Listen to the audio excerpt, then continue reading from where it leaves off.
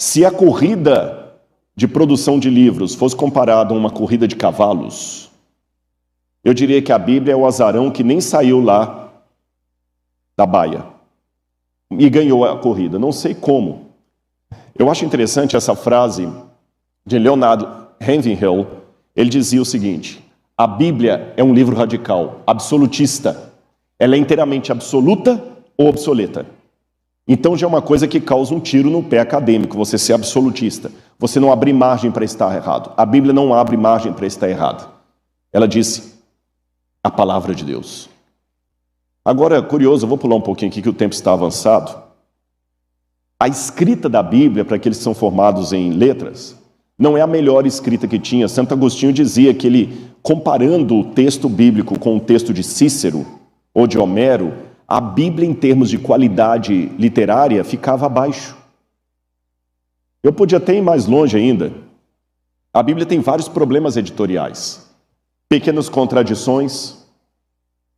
Um texto fala que Jesus entrava em Jericó quando ele curou o cego, o outro fala que ele saía de Jericó e que eram 2 cegos. Era um cego ou 2 cegos? Ele estava entrando ou saindo da cidade. A Bíblia tem expressões que são politicamente incorretas. Se teu inimigo te obriga a andar 1 milha, anda 2. Se um homem olhar para a mulher com intenção impura, já adulterou com ela. Aquele que não amar o seu pai e sua mãe mais do que a mim, não é digno de mim. Expressões obscuras. Deus não se arrepende, depois Deus se arrependeu. A Bíblia também é um livro que tem histórias bizarras de incesto. Concubina que foi esquartejada.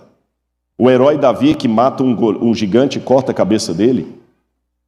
Ou seja, quando eu pego a Bíblia esquecendo o lado espiritual e apenas como obra literária, ela comete todos os erros que uma obra literária não pode ter. Eu já escrevi vários livros e quando você escreve um livro, você passa por revisão, por editor. Olha, uma tese doutoral. Aqui na página 1 você fala uma coisa, na página 40 você diz outra. Tem uma contradição aqui, corrija isso. A Bíblia não teve correções. Os textos estão aí. Então era um livro que, ela não era um livro para ser vendido. Ela não é um livro que poderia estar no best-seller, nem na opus magnum do mundo, nem num clássico. No entanto, a Bíblia está aí, vendida. E eu vou passar um pouquinho rápido, porque o meu horário está acabando ali. Vou dizer para vocês que o que mais me chama atenção é que mesmo com todos esses defeitos literários, a Bíblia não caiu no esquecimento. Vocês estão entendendo onde é que eu estou querendo chegar?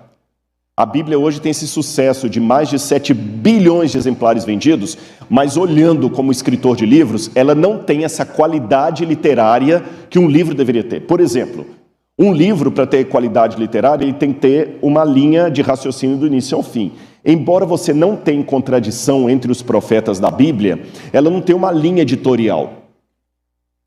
Ela não tem uma linha editorial.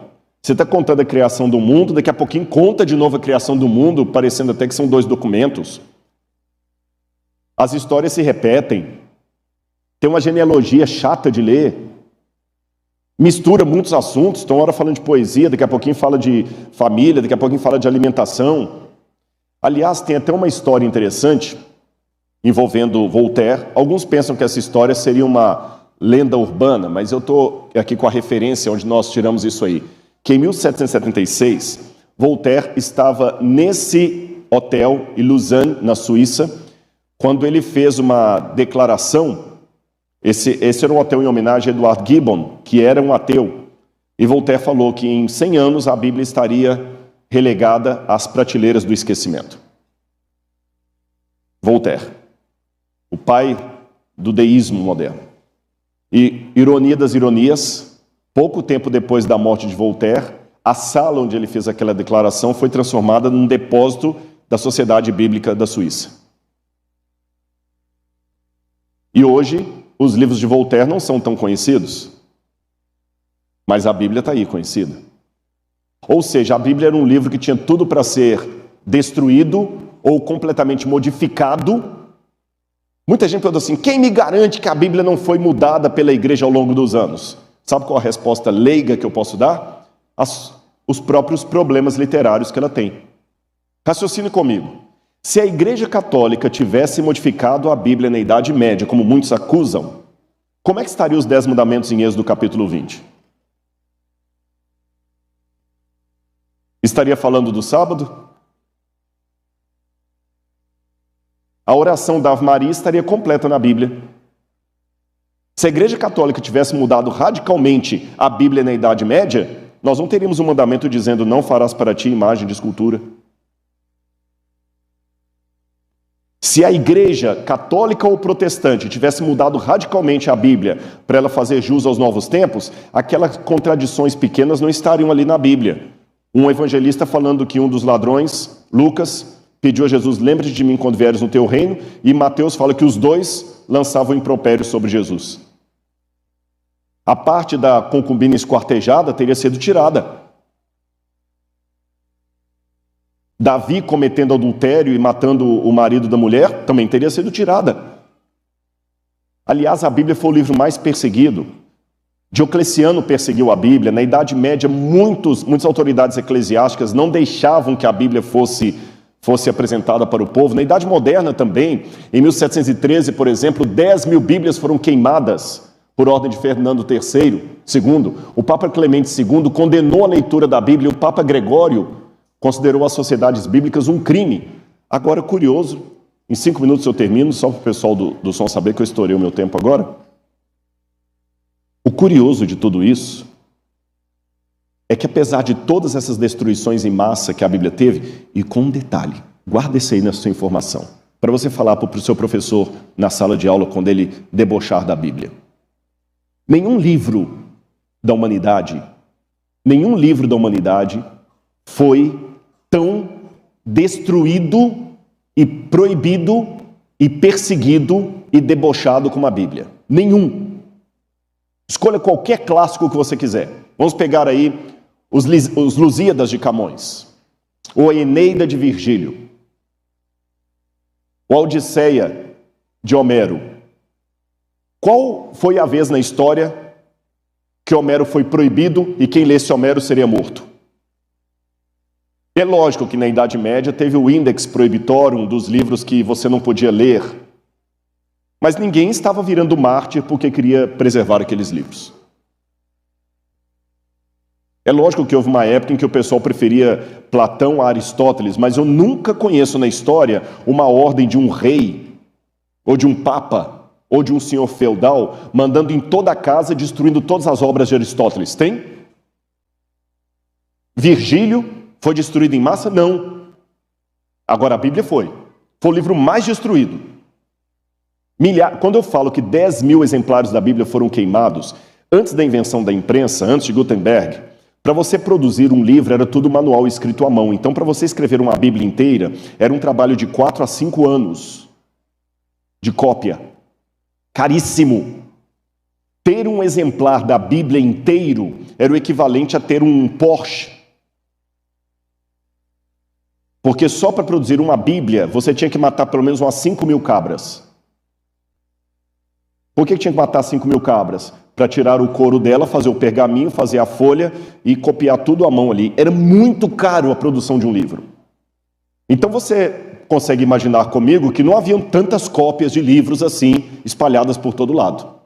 Agora, nessa pobreza de cópias de livros, imagina um livro chamado Bíblia Sagrada, em que um imperador romano, como foi o caso de Diocleciano, manda queimar milhares de Bíblias em praça pública de uma vez só. Do ponto de vista lógico, racional, acadêmico, era para esse livro não ter sobrevivido, senão migalhas. Agora, quando eu pego uma lista, olha que interessante, só de manuscritos, antes da invenção da imprensa, eu descubro que hoje as guerras gaulesas de Júlio César só contam com 10 cópias. E a cópia mais antiga que eu tenho das guerras gaulesas está 1000 anos depois do original. Quando eu pego a tetralogia de Platão, eu só tenho 7 cópias manuscritas, com também um hiato de 1.200 anos da versão original. Da versão não, do original. Eu só tenho 8 cópias da história de Tucídides. 8 cópias, com o hiato de 1.300 anos em relação ao original. Sófocles, que escrevia as peças de teatro, melhorzinho, eu tenho 100 cópias, mas com o hiato de 1.400 anos desde o original. O livro mais bem representado da Antiguidade é justamente de Homero. Eu estou falando da Ilíada. A Ilíada, ali até corrigir, não são 643 mais. Descobriram novos manuscritos. Nós temos quase 2.000 cópias da Ilíada de Homero. Mas só a Ilíada de Homero, porque o resto é abaixo de 100. Agora, a Bíblia, com todas essas destruições em massa que eu falei, nós temos só do Novo Testamento mais de 5.800 cópias. Só do Novo Testamento. E sabe qual que é o hiato entre a cópia mais antiga e o original? Menos de 20 anos. E querem mais? Se eu pegar as versões antigas em copta, siríaco, latim, aí eu posso falar que eu tenho mais de 42.000 cópias da Bíblia Sagrada. Agora, o curioso que eu pergunto para os acadêmicos é: eu nunca vi alguém em sã consciência se tornar mártir por sua interpretação de Shakespeare. Eu nunca vi um especialista em literatura inglesa falar o seguinte: eu morro defendendo a minha interpretação de Shakespeare. Mas eu vi muita gente falando: eu morro por minha interpretação da Bíblia. Então, para fechar isso aqui, o que eu deduzo? Esse livro tem uma coisa que nenhum outro livro da humanidade tem. Porque ele inspira tanto amor e devoção e ao mesmo tempo tanto ódio. Porque eu fico me perguntando, um livro com tantos defeitos literários, por que ele foi tão perseguido? Uma boa pergunta para você fazer para o seu professor cético. Professor, se a Bíblia é um livro tão idiota, tão tolo como o senhor está apresentando, que ele apresenta para você o seguinte: olha, os cristãos são tão idiotas. Na sua igreja eles nunca te mostraram que tem uma contradição de Gênesis capítulo 1 para capítulo 2? Eles nunca te disseram na sua igreja que Ur dos Caldeus é um termo errado, porque não existia Ur dos Caldeus na época de Abraão? Ele vai vomitando tudo aquilo em você e você fica: nunca me contaram isso na igreja, realmente a Bíblia está errada. Faça uma pergunta de volta: professor, se esse livro é tão idiota, tão estúpido, ele não ameaça ninguém, por que vocês querem tanto combatê-lo? Por que ele foi tão perseguido ao longo da história? Por que ele foi tão perseguido? Alguma coisa tinha nele que ameaçava as pessoas. E ao mesmo tempo que ele foi tão odiado, tão perseguido, por que ele foi tão amado? Porque ninguém nunca morreu pelas grandes obras de Aristóteles. Eu nunca vi um mártir que focou lá eu morro, mas eu não nego Aristóteles.